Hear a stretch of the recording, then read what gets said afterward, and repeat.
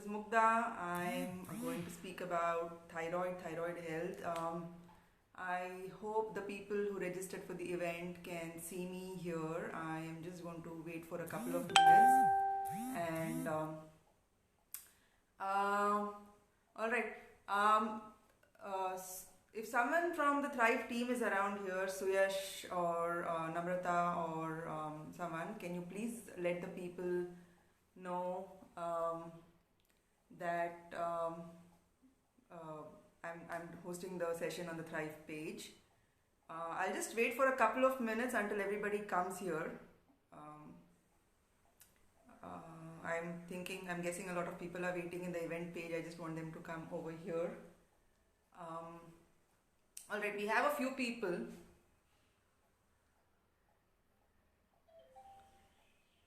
I'm gonna wait. Just let, if anyone from the Thrive team is here, just let them know that the event is being hosted on the main Thrive page and not in the events page. Alright, so anyway, this video is going to be available for watching later as well. So if someone misses the starting, they can just come back and see the video later. Now, why did I want to talk about the thyroid is because, this entire series that I'm starting about Own Your Body, I decided to start these series of live sessions because what I realized is most people don't even understand what is their body here for. And most people, no one teaches us this in school, no one teaches us this in college, no one teaches us how we are supposed to take care of our own selves, how easy it is to do that. There is so much fear right now going around about a virus that's coming, and apparently, it's going to eradicate all of humanity is the belief that everyone has, and it's not really true. And the reason why people are so afraid of a simple tiny little pathogen is because they don't know what their body is, they don't own their health. And I just thought it's important to start discussing what it really means to own your body. And when you own your body, you have such power over it, you have such confidence in your health, you really wouldn't buy into the media narratives about being afraid and just not knowing what's going on. So that's why I decided to start the series on owning your body. And the one thing that I wanted to start off is talking about the thyroid, because the thyroid, we have seen in the last 2.5 years of working with people, we have seen so many cases of the thyroid being completely dysfunctional, and a lot of people assume it's absolutely normal for that to happen. And people don't realize the incredible things the thyroid can do. Now, this afternoon, like a couple of hours just before this session, I think most of us have heard of the unfortunate death of Sushant Singh Yadav, and now there's a lot of discussion going around mental health, and it's really sad to lose a life, and may he rest in peace. But what I also want to emphasize on is what people don't realize is that mental health is so intricately connected with the body. Like your physical health and your mental health are extremely hand in glove. So even a thyroid dysfunction can cause something as severe as depression. And I think it's important that we speak about the thyroid even from that perspective, how the thyroid can affect mental health. Now, before we go on into the different things that I've planned to speak about, I'd like to start off with what is the thyroid really responsible for. And hi Jankana, hi Nidhu, I'm glad you could finally see. I saw your message that you were waiting for the event to start. Alright, so what does the thyroid really do? Well, I like to think of the thyroid as a master conductor, right? Like if you have an orchestra and the conductor is the one who's telling the people on the flautist, I think, and then he's telling like when should they play their piece of music so that what you hear is a symphony. And the thyroid is like that in the body.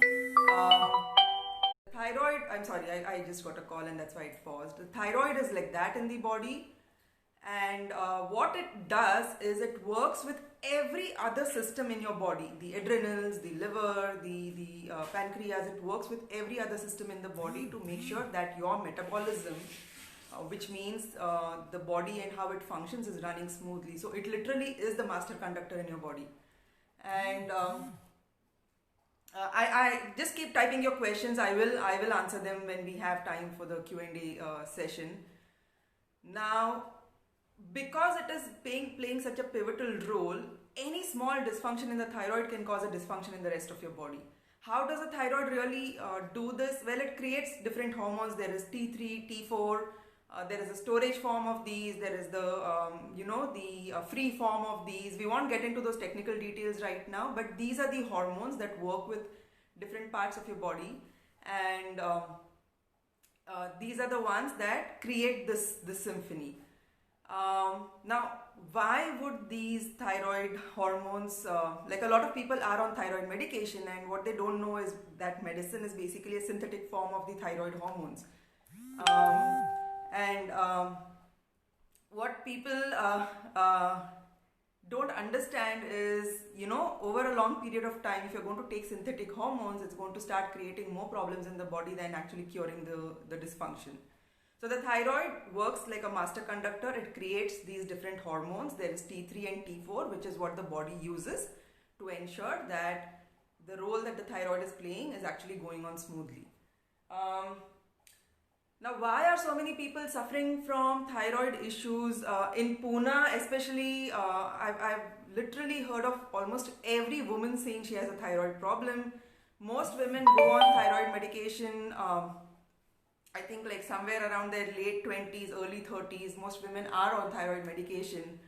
What really causes this dysfunction? So a lot of things. One is you could be deficient in the nutrients that your thyroid needs, right? So people say, "Mujhe thyroid hai."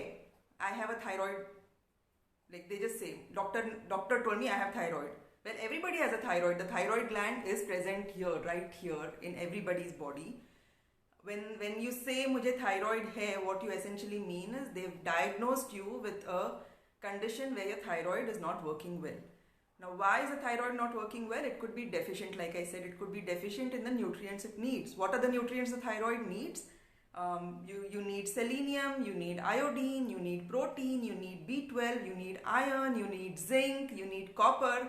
You need so many nutrients, and if you're deficient in even one of those nutrients, your thyroid function is going to be impacted. Most doctors don't look at this aspect.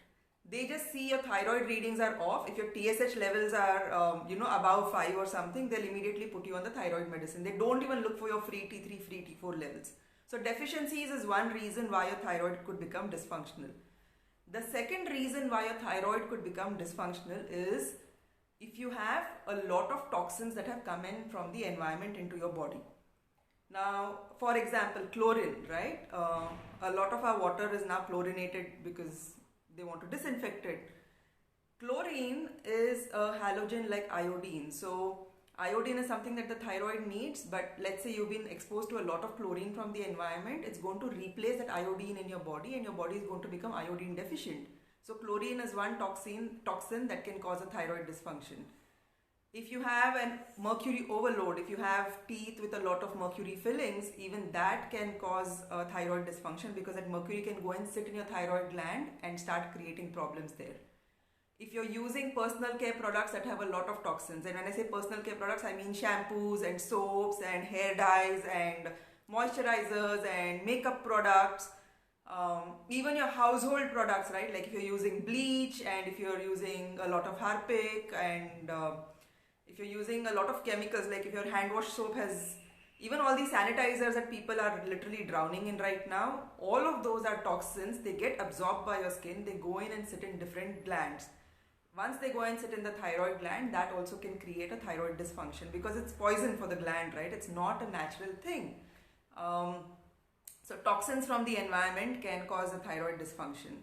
The third thing that can cause a thyroid dysfunction is if you're eating foods that are inflammatory in nature. So, for example, gluten and dairy. Gluten is present in a lot of wheat products like rava and maida and whole wheat flour, white bread, brown bread. All of these things have gluten. And if you're eating gluten, gluten is highly inflammatory, and sometimes the gluten molecule looks exactly like the thyroid tissue. So there is this phenomena called molecular mimicry, and what happens there is your body is trying to eliminate the gluten from your body because it's harmful, it's inflammatory, and then because the gluten molecule looks a lot like the thyroid tissue, your body ends up attacking thyroid tissue. So gluten can create um, autoimmunity kind of condition also with the thyroid gland. The same thing is with dairy. So dairy also is really inflammatory, especially dairy protein. And dairy also can create, so this is what we've seen in all the work we've been doing. We've had cases where I myself had Hashimoto's thyroiditis, where I had antibodies to so my body itself was destroying my thyroid tissue. And one of the primary reasons was I was having a lot of dairy at that time. This was 3 years ago. So eating inflammatory food again can damage your thyroid tissue. The fourth reason why you could have a thyroid dysfunction is because of stress. And how does stress impact the thyroid? Like I said, thyroid is the master conductor, right? So it's receiving feedback from your entire body, and it is using that feedback to determine whether your body should run faster or slower. Like in a car, when you change gears, every time you need to go at a higher speed, you put on a lower gear. I don't know, I don't know how to drive, but basically when you change gears, it determines the car's speed, right? So you can't really go at a very high speed when you're in the wrong gear. It's the same with the body. So if you're stressed, if you're in a state of fear, if you're in a state of feeling threatened, if you're in a state of anxiety, what happens is the body needs to compensate for that. It needs a lot of resources, and because of that, then the thyroid keeps getting the signal that this body needs to run a little faster than the normal metabolic state. And over time, because it's going at such a high rate for so long, it starts creating a dysfunction. So at some point, because it is a biological machine in the end, right? So at some point it just starts giving up. So a lot of stress, a lot of adrenal stress in your body can create a thyroid dysfunction also, because it continuously receives feedback from the bodies about how it should be functioning, whether it should be slower or faster. And the last reason why you could have a thyroid dysfunction is if you have an overload of pathogens. So when I say pathogens, now viruses have become like household name, right? Like 6 months ago when I would say pathogens and viruses, people would be like, what are these? But a lot of viruses can create a thyroid dysfunction, especially one called as the Epstein-Barr virus. You can Google it up. But the Epstein-Barr virus is present in our environment like every other virus that is there, and most of us are exposed to it. Most of us have herd immunity to it. But if any of the other problems arise, like if you become deficient, if you have too much stress going on, then what happens is the Epstein-Barr virus starts becoming hyperactive, and it can impact your thyroid tissue, and that can create thyroid problems. So these are the 5 reasons why a thyroid really becomes dysfunctional. What I call as root causes, what at Thrive FNC we diagnose as root causes, why anybody's thyroid is not working the way it should.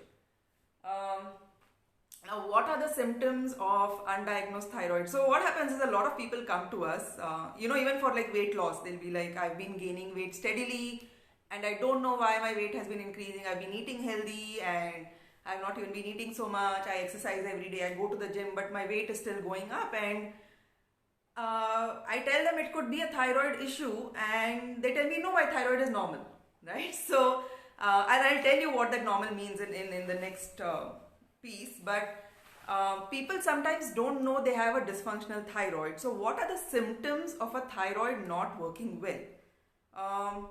The thyroid can have 2 ways of not working well. One is it could be going faster than it should, that's called hyperthyroidism, and one is it could be running slower than it should, that's called hypothyroidism. So what are the symptoms of hypothyroidism, which is we've seen, like that's more prevalent than hyper. So in hypothyroidism, you start gaining weight. Secondly, you start feeling really lethargic and you start feeling fatigued, because see, the thyroid is supposed to tell your body at what pace it has to run. So if the thyroid is functioning slower than it should, your body is also slowing down.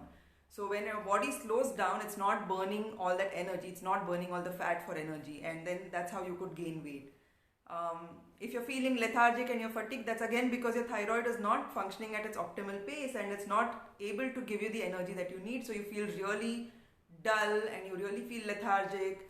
The third thing that we've seen in hypothyroidism is something called as brain fog. It's this condition. So brain fog, the word itself is quite self-explanatory, but what happens is, you just don't feel sharp. You feel like, when you don't sleep well and you wake up after like very little sleep, how you're feeling groggy through the day. So if your thyroid is really functioning very slowly, you end up having this symptom called as brain fog. So you might go from here to that room to get something, and when you go there, you forget why you went there.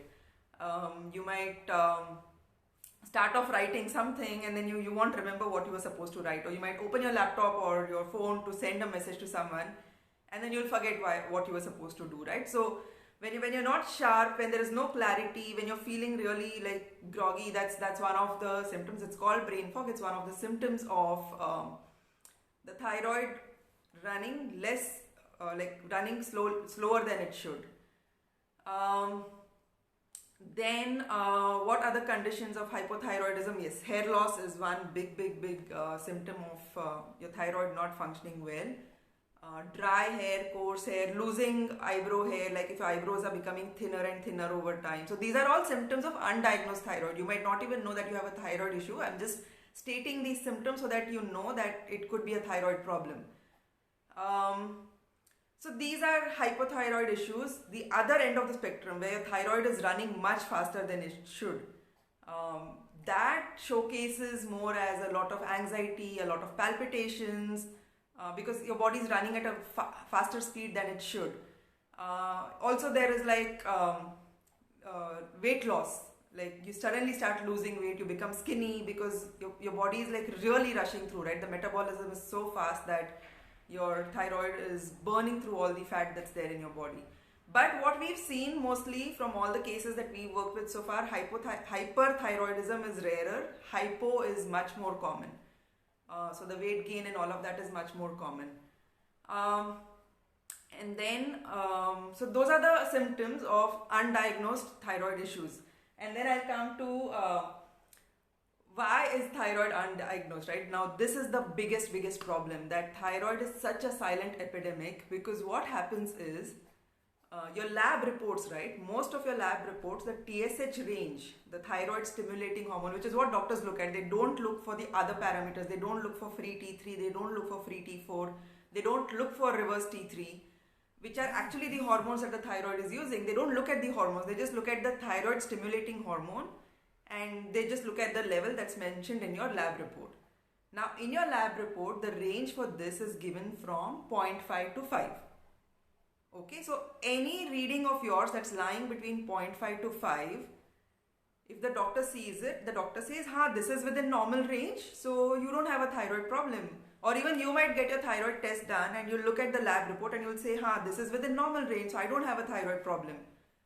The thing though is, these lab reference ranges, and there is an ebook on our website on thrivefnc.com that talks more about optimal ranges and lab ranges. You can go download it later. But these optimal ranges are, these ranges on your report, these standard ranges that are on a report are not really accurate in diagnosing a dysfunction, and I'll tell you why. A lot of these ranges were established very long ago, almost like in the late 70s, early 80s, and they've not been updated since then. Secondly, so it's really old data that you're referring to. Secondly, the data that is there for these average ranges in your lab report, that data comes from an average of, the blood test samples that were there in lab. So in the 70s and 80s, who would have gone to get blood tests done? People who are already feeling sick. So you're referring to an average of a sick population. You're not referring to an average of a healthy population. So your standards that are given there itself are wrong. They're not for the healthy people, they're for sick people. So if you're comparing your thyroid reading in that reference range of 0.5 to 5, you're comparing it in a reference range of what would be the readings for sick people anyway. Which is why your thyroid dysfunction could be there in your body and you wouldn't even know it because it's just hiding in plain sight. Thirdly, the range is itself so broad. So according to functional nutrition, according to functional medicine, we have something called as an optimal range, which means for any organ to function in its perfect state, it has to be within that optimal range. And for us, the TSH optimal range is between 1 and 2. It's that narrow. 1, anything lesser than 1 is a hyperthyroid problem, anything more than 2 is a hypothyroid problem. Now compare this 1 and 2 to what you see on your lab ranges, which is 0.5 to 5. Look at how vast that is, and your reading could be 4 and you will say, Yeto, this is normal. But according to us, we know it is hyperthyroid, and that is why a lot of times you will have all these thyroid symptoms before even it gets diagnosed by conventional medicine. And that's how thyroid actually goes undiagnosed. So you'll be having so many of these symptoms and you'll just think that, I'm a lazy person, or I don't know why I'm gaining weight, or I'm just aging, and because I'm aging my mind is working slower. You might just blame yourself for all your symptoms when in all likelihood it's just a thyroid that's not functioning well. So this is the reason why a thyroid dysfunction epidemic is so prevalent, but most people are not diagnosed for it. The other thing that happens is, again, we've seen this so often, a lot of people believe that thyroid is a women's health problem. Like, men will not get a thyroid problem. And, it's funny because both men and women have the thyroid gland in their body, and whatever is causing a dysfunction in the woman's body can cause a dysfunction in the man's body. And people don't know this, that men and women are equally likely to suffer from a thyroid dysfunction. So it is not just a woman's disease, it's not just a women's disease. Though more women are given thyroid medication, most men aren't put on thyroid medication. That's really a problem with the conventional medicine system. But thyroid can affect men and women equally. I already spoke of how does an impaired thyroid affect health. It can cause weight gain, it can cause a lot of hair problems, it can cause skin issues, it can cause metabolic problems, like your energy production will be low, it will eventually affect the liver and your insulin performance, and it can affect your cognitive health. So the worst part about a thyroid dysfunction is how it affects your brain, because even your brain needs those thyroid hormones. Now, what happens in conventional medicine is the minute your levels go above 5, your TSH levels, the doctors start giving you thyroid medication because they don't even know how to treat a dysfunctional thyroid. And they tell their patients that once you start on a thyroid tablet, it is for life. You can never stop it.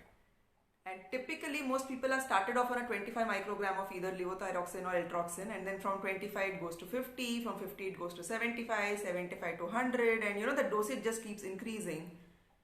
The cost of not learning how to reverse your thyroid health is so high because of that, because what happens is you are taking a medicine every morning on an empty stomach. That medication, I can't remember the cost of an eltroxin bottle right now, but over time, if you calculate the cost, like 5 years, 10 years, 15 years, you will see that the cost of just medicating yourself for thyroid is phenomenally high in comparison to just, taking care to, like, just finding out what's causing a thyroid problem and figuring out how to reverse that.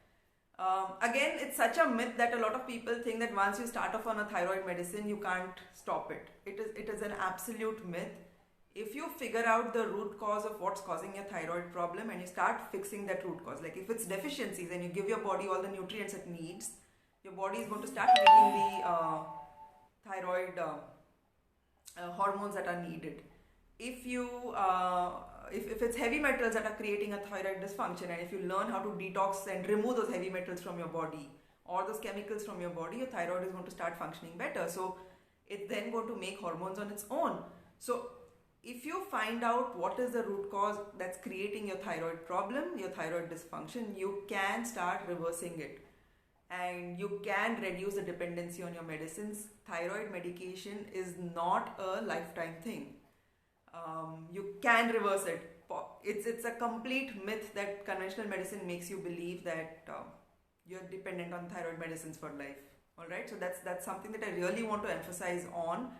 Find the root cause, fix the root cause, and you can be medicine free. And it's not just thyroid, right? Like later, as we speak about other health issues through these FB live sessions, we'll speak of other medicines also. And every medicine that's given to you is not curing the disease, it's just suppressing the symptoms. So the assumption is that your thyroid is not functioning well, so you're deficient in a hormone. Let's supplement you with that hormone. How is that curing the disease, right? It's just a hack. It's just trying to put a band-aid on a wound instead of actually taking care and making sure that the wound heals on its own. So medication for thyroid is not the long-term answer. Figuring out the root causes for your thyroid dysfunction and fixing those is the long-term answer. Now, what most people don't realize is the minute you start fixing your thyroid, you start losing weight. We've had so many patients who have been hypothyroid and who didn't know what was the root cause of their weight gain, and when we started working on the thyroid and giving it the nutrients it needed, automatically their body's metabolism became better and they started losing weight. So I think that's one of the most beautiful outcomes of fixing hypothyroid, that you start reverting to how you should be. In my own case, I was 97 kgs in 2016. I had other issues also. I had diabetes, but I had Hashimoto's thyroiditis, which basically means that my body was attacking. I mentioned this at the beginning of this live session as well. But my body was attacking my own thyroid tissue, and if I had not worked on it then, I would have been left with very little thyroid tissue. I would have had a major thyroid problem. And I was 97 kg, so as I started working on this problem and my thyroid started working better and better, it started making all the hormones it needed, I started losing weight. So my 37 kg weight loss partially was also was due to the thyroid starting to work better. Alright, so that's what I wanted to say. What I'm going to, because I wanted to give more time for the Q&A, I'm just going to scroll through all the questions that have been asked, and I'm going to see how I can answer them best in the next 30 minutes. Alright. Oh, I'm just seeing somebody asked me to turn my camera. Okay. I missed that comment, but I hope you guys can see me with this camera angle as well.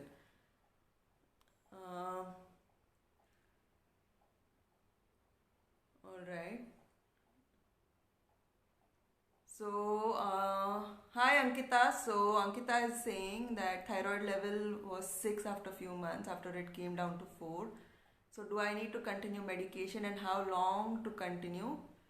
How much level? So Ankita, here the thing is, like I just said, right, you don't really need to continue thyroid medication once you identify the root cause, because if you don't know the root cause, then you will never be able to fix why the thyroid is not working well. So my recommendation to you is, just find out why, like we can help you with that. Just find out why is your thyroid not working well, and then we bring down the TSH levels, and as your TSH levels come down, your thyroid hormones are going to go up, and then your need for medication is going to come down. But don't stop your thyroid medication until you find out the root cause, because if you stop it suddenly, then neither do you have the hormones that your thyroid is supposed to make on its own, and now you don't even have the supplemental one that you are giving your body, and then you're going to crash. So never stop your medication until you fix the underlying root cause. Okay, again I'm getting a message to turn my camera. Sorry, I missed that. My camera is in landscape mode. Manya, does thyroid go once it comes? So the thyroid is always there in your body. What will go is the dysfunction, right? So the reason why your thyroid is not working well, once we find that and we fix that, your thyroid will start working well. So your thyroid as a gland is always there in your body. What I'm guessing you want to know is, will the dysfunction go, will the problem go? And yes, it will. It will. We just have to figure out what's causing the problem in the first place.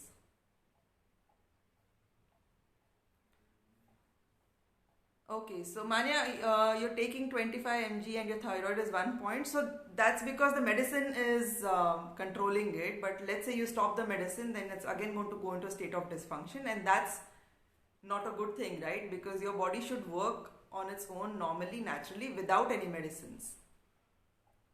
And yes, the homeopathy helps. So initially I didn't know too much about homeopathy, but now I see homeopathy actually is useful if it is done by the right practitioner. It can help. But again, you should be independent of medication, right? So homeopathy should be there only as long as the issue gets fixed. You shouldn't really be needing any medicine every day. Your body should be able to function without medication.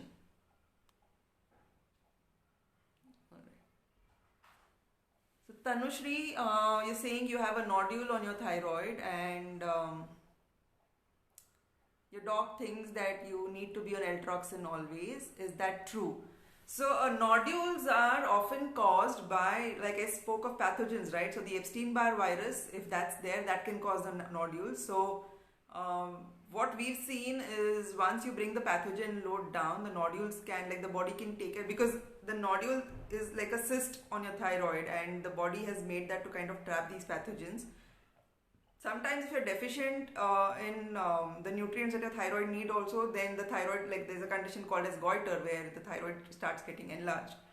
So we have to find out the root cause, why you're getting those nodules.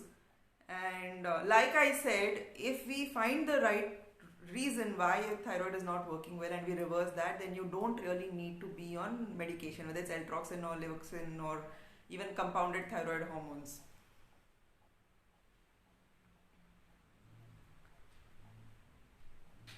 Yeah, Arun. So the brain fog thing is true. It's a thyroid problem. Most people don't realize that. So Manya, how to take care of our brain health? So yeah, cognitive health is something that I'll cover separately, because there are many aspects there. Because your brain needs omega-3 fatty acids. If you're plant-based, you could be deficient in those. Your brain needs magnesium. Your brain needs B12 to work properly. So plus again, stress is a major. Stress can cause a major impact on your brain. But we'll do cognitive health in another session.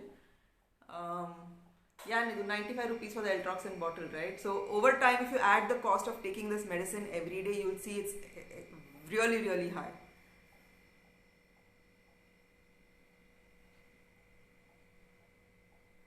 So Manya, what I would recommend, your question is, can you please suggest something for this, like how to reverse it?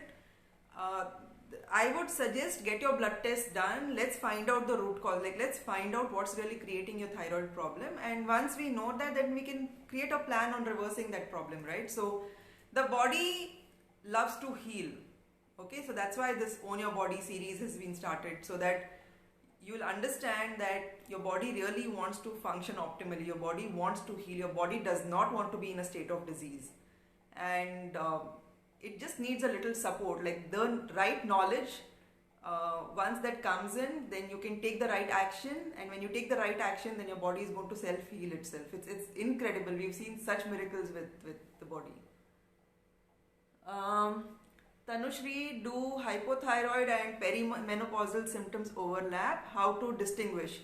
So I actually did a live yesterday on Instagram about women's health, and we spoke about menopause there. What really happens with menopause is you might have several dysfunctions that have happened in your life over time.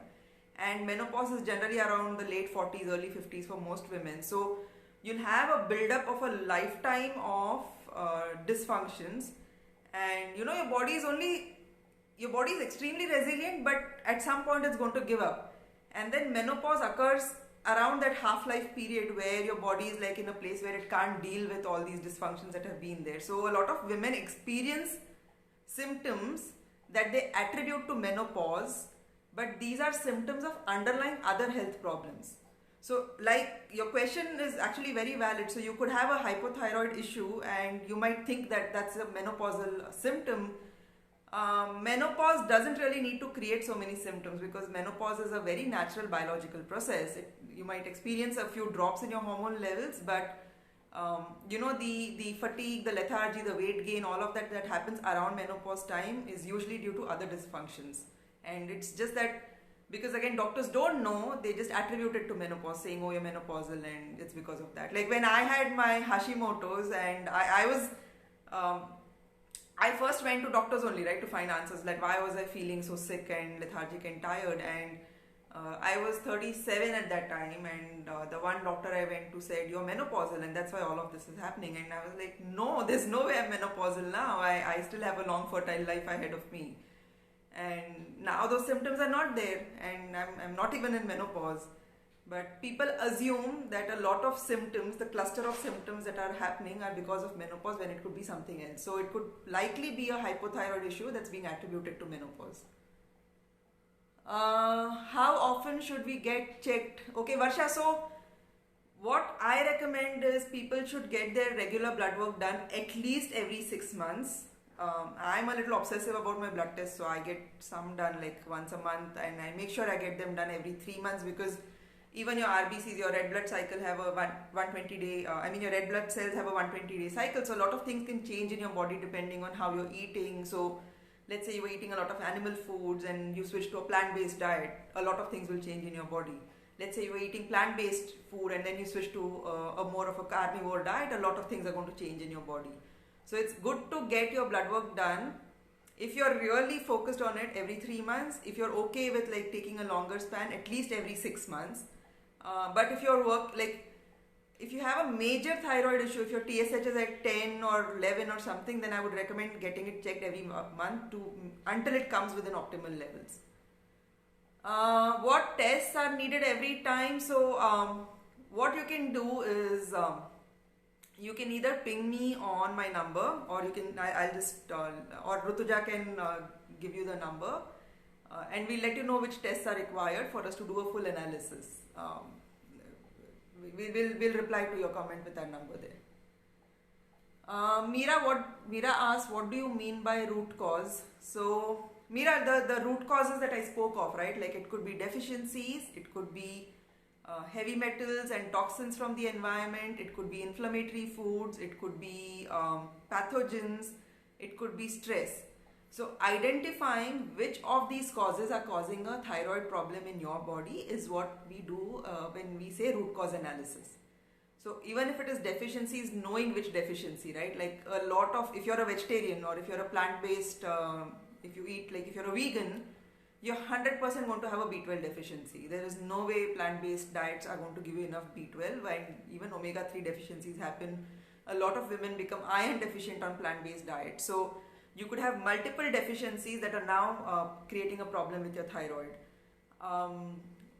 If you're not careful about your personal care products and your household products, a lot of those environmental toxins could be going into your body. So we don't really know what is the root cause that's creating a thyroid dysfunction for anyone until we look at their blood tests. But once we look at the blood tests, we find out, and then we work on reversing those.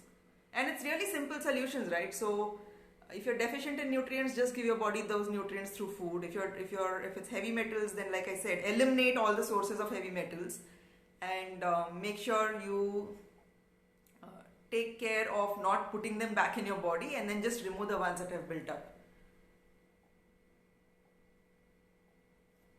So Nidhu is saying, I'm not on medication for the past 2 years. TSH was 7, now it's 7.5, but I have much lesser brain fog, more energy. What should I do more? Nidhu, get your blood test done. You're part of the Thrive Tribe. I don't need to tell you this. We'll look, maybe there are still some deficiencies, right? So get your blood test done and let's find out what's going on.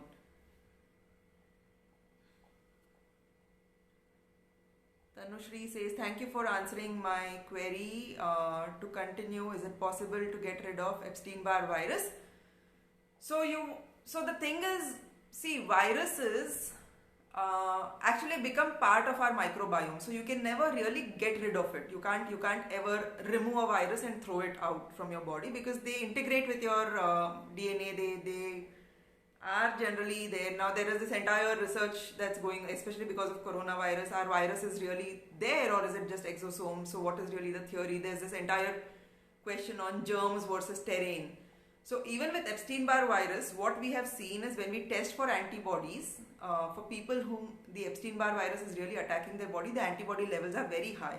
And these are standardized tests. They are not like this, instant coronavirus thing that was developed in China. These tests have been there for long. What we have seen is if you cut down on the foods that can feed the Epstein-Barr virus, if you cut down on your heavy metals, and if you take care of what your body needs, like you clean the terrain. So I would think of viruses as weeds. And sometimes, like the Epstein-Barr virus is often found in conjunction in bodies where the mercury load is very high. So I have reason to believe that the Epstein-Barr virus is there to kind of clear up mercury from your body. It kind of feeds on mercury. And I think it's nature's design itself. So what we do is when we work with anybody who has a very high EBV load, we start focusing on foods and herbs and all of that are going to bring down the load, and we reduce the other things in your body's terrain that might feed the virus. And by doing that, we bring down the load, so we create a balance in your microbiome. So more of the good guys are there, less of the EBV is there, and then your body figures out how to be with this, right? So stress, for example, is something that feeds a lot of viruses. So taking care of like how you perceive and respond to stress, giving you strategies for that, changes how your body deals with viruses. So you'll never get rid of a virus, you'll just learn how to maintain it in balance with the rest of your body. Thank you, Padma Shri. Varsha, what all tests are needed? So we'll respond to that query. Rutuja will reply to that. Alright. So yeah, Manya, you have your answer. Even Ankita, yeah. Alright. So Varsha, what is the optimal level? Your question, right? So it's age independent. The only place where we don't get worried about high TSH levels is when it's in a child's blood test, because children are growing and they're growing, so their body is at a higher metabolic rate, so their TSH levels are going to be very different from an adult's levels. But once you're say after like 18, 19, when your growth phase has kind of stopped, then we would recommend that your TSH remains between 1 and 2. Anything about 2 is not optimal. And I had to like really work very hard for nearly 3 years to bring my TSH levels down. And I've seen like even the smallest things can change TSH levels. Like when I do international flights, and because I'm obsessed about blood tests, when I do international flights, for example, and I've not slept for 24 hours, and I've seen that when my body goes through that kind of stress, lack of sleep, my TSH levels shoot up the next day, but then just in a couple of days they come down again. So we've had one lady who was scared of needles, right, like the blood test needles. So TSH is extremely responsive to whatever is happening in your body. So she was so scared of the needle that every time the technician would come with it, because her other hormone levels were okay, T3 was okay, T4 was okay, she didn't have any thyroid symptoms at all, but her blood test would show her TSH was very high, and then it was confusing, right? Like, how is this possible? It's not correlating with anything else. So we asked her, like, what's really going on? She's like, I get very nervous when somebody's taking my blood sample, and that stress was creating a temporary increase in her TSH levels. But optimal levels should be between 1 and 2. Thank you, Manya. So Meera Sundar, what tests do you suggest for the root cause? So Rutuja has replied to that, and we can help you there. Manju, mercury is there in mostly all dental amalgams, and dentists in India are generally wary of telling you about alternative fillings. Yes. So Manju, now what I've seen is more and more dentists are using ceramic fillings, and they've kind of stopped using mercury. I have a mercury filling myself, and I've been looking for someone who can get that out of my mouth. But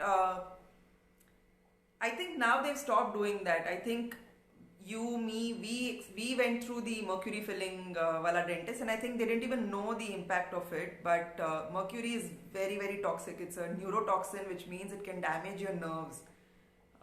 And I think I will do a session on heavy metals and different heavy metals and how they impact your health. And You know, the most ridiculous part is like, okay, let's say we're speaking of mercury in your dental fillings. People don't know the level of mercury that's there in vaccines, and I find that astounding. Like, everybody is scared of coronavirus, and now they're waiting for a vaccine that's going to come and cure that coronavirus, and they don't know how much mercury is there in that vaccine. That mercury is way more harmful than the mercury in your teeth, because that mercury is being injected directly into your bloodstream. So mercury is a terrible neurotoxin, and if you have dental fillings with mercury, and if they're really old, there's a high possibility that they're leaking. So I would recommend finding a dentist, and in India there are no biological dentists who can remove that mercury safely. We had actually one case of a girl who went to a dentist to get her mercury filling removed, and because the dentist was not careful while drilling that mercury out, that entire mercury vaporized and it got absorbed into her brain, and then she had so many mental health issues because of that, because mercury is a nerve poison. So if you have mercury fillings, like, I would think the best strategy is either you go abroad to the US or Canada after international travel opens up, and then you go to a biological dentist and get that mercury removed through those safe processes where they use suction and all of that, or just get that tooth removed and put a fake tooth in place, which is what I'm going to do. Thank you, Tanushri. So Nidhu suggest chemical-free soaps and shampoos and household cleaners. So I have found Kama Ayurveda good. They are SLS and parabens free. I found Kaya Shastra products are really good. I personally don't use any personal care products because I don't even need a moisturizer. Like, only in winter when my lips get dry, I apply a layer of coconut oil on it. Even for my hair, I found Organic Harvest has really good pesticide and chemical free shampoos. I don't use a soap because the body is a self-cleaning mechanism. You don't really need soap, so I just like wash with water, and I don't stink. My team can attest to that. So we don't really need that. For household cleaning products, I don't know about Gurgaon, but in Pune we have a couple of stores here where we get products that are made with bioenzymes, without bleach and without all of that. So I think anyway you're on the tribe, so you can ask on the tribe if people know where you can get safe to use household cleaning products. Vidya Iyengar, doesn't plant-based diet help the body to heal? Yes, so I am doing an FB Live next week about plant-based diets, and for 2 years I was a firm believer in plant-based diets and how they are incredible at helping the body heal. But what I'm seeing now is it creates a few deficiencies, and as a nutritionist whose focus is on helping people heal, I can't really be stuck to an ideology, right? So I'm seeing that the deficiency aspect of it is not really a good thing.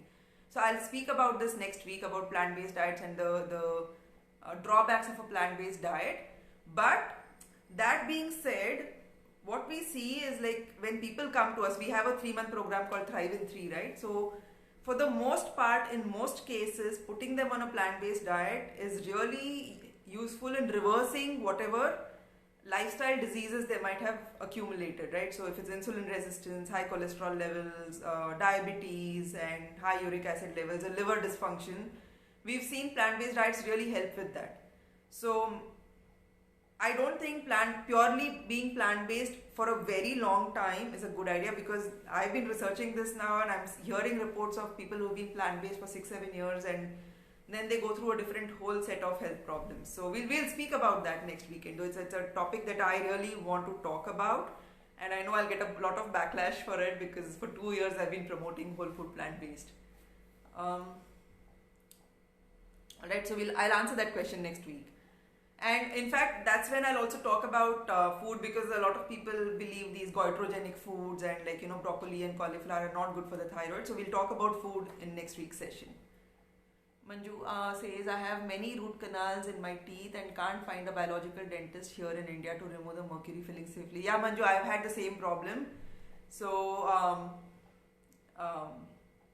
the thing to do here is, like, either whenever you go abroad next time, take an appointment with one of the biological dentists there to remove it, or remove the tooth itself and then go to a toxicologist, and we can help you with that, but go through a chelation process, because if you do have a very high mercury load, just doing detox through food is not going to help. You might need a chelation therapy to kind of remove all that mercury that's there in your body. But before you go for chelation, we have to make sure your liver and kidneys are functioning well, because that's where the chelated toxins are also going to be excreted from. So you have to prepare your body for toxin removal.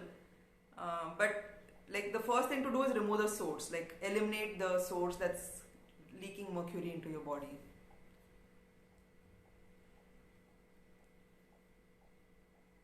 So Padma Shri, but then we can't do away with vaccines entirely. Some of the vaccines are mandatory, right? So Padma Shri will speak about vaccines. So I'm actually having a roundtable Facebook Live with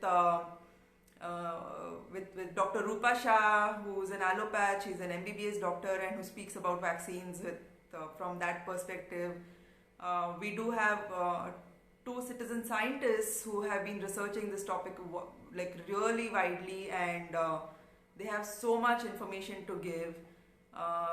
There's Yukta Mukhi, who also she's a parent, and then she's been researching this as well. So we're doing a vaccine roundtable next weekend, and not next weekend, on the 21st, on Monday. So we'll address the vaccine question there more in detail from all perspectives, like what about polio, what about smallpox, and how long should vaccine research go on before a vaccine is released in the market. We'll talk about there. Thanks, Vidya. So Varsha, yeah, that question, right? Any vegetables or food to avoid for thyroid? We'll speak about it next weekend, because like food is such a vast subject. I wouldn't have been able to cover it in today's session, and I want to speak of food from the perspective of like plant-based and animal foods, and which nutrients do you need, and goitrogens and all of that. So we'll talk about that next weekend.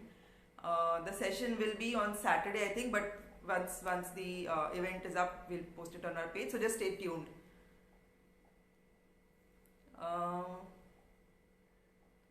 Thank you, Priyank. Well, I love sharing my knowledge, and I think it's good that this medium offers us a way to connect with each other, because how would you know otherwise how to take care of your thyroid? Alright. So I think that's about it. I'm really sorry about the camera angle. This is something that I still sometimes can't figure out, like should it be landscape or portrait, and how to keep it, where to keep it, is my voice audible or not. But next time I'll make sure that phone is turned around like this, so then you don't, I'm guessing a lot of people have to bend like this and see me, and I apologize for that. So we all learn from our failures. Any other questions that I could answer now?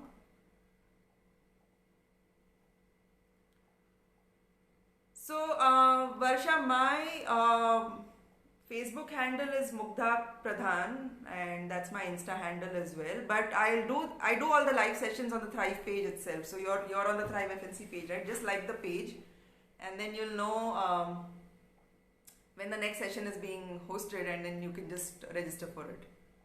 And this Own Your Body series is like there is so much to tell about the body, right? Like I can't even stop thinking of all the topics that I want to talk about. But thank you all for coming here and asking such amazing questions. It just made it so much easier for me to talk about the things that I might have missed out in my notes. So thanks a lot. Lots of love to you too, Nidhu. Get your blood test done, and then we should bring that 7.5 down to between 1 and 2. It could simply be a protein deficiency, right? So let's figure that out. Alright, so Varsha, I'll see you next weekend then. Hi Meera, we are almost done with the session, and then you can watch the recorded one. Alright, it's 5:30, so I'm wrapping up. If any of you want your friends and family to either attend the live session so that they can do Q&A, I'm doing one on Instagram at 7:30 today, and the Instagram Thrive handle is ThriveFNC. So just head over there, and I will be hosting a similar session there today for whatever, like Insta has a time limit, but I'll be there so I can answer their questions if they have any. That's at 7:30 p.m. today on Thrive's Insta page, which is Thrive FNC. And this session, of course, will be available on the Thrive page. And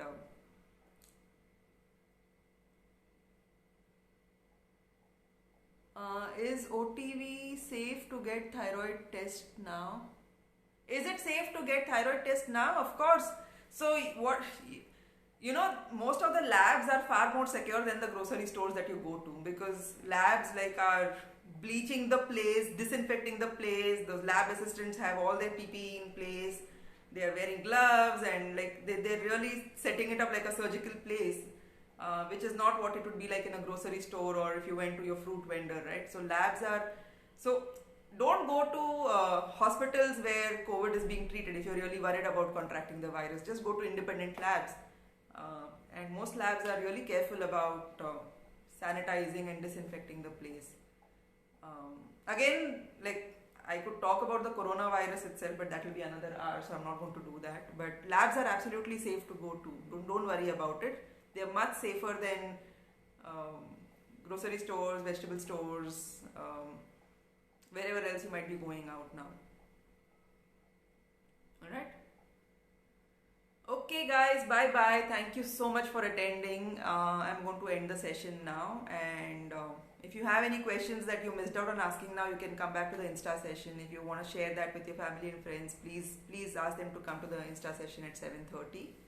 I'll answer their questions as well. Alright? Bye bye.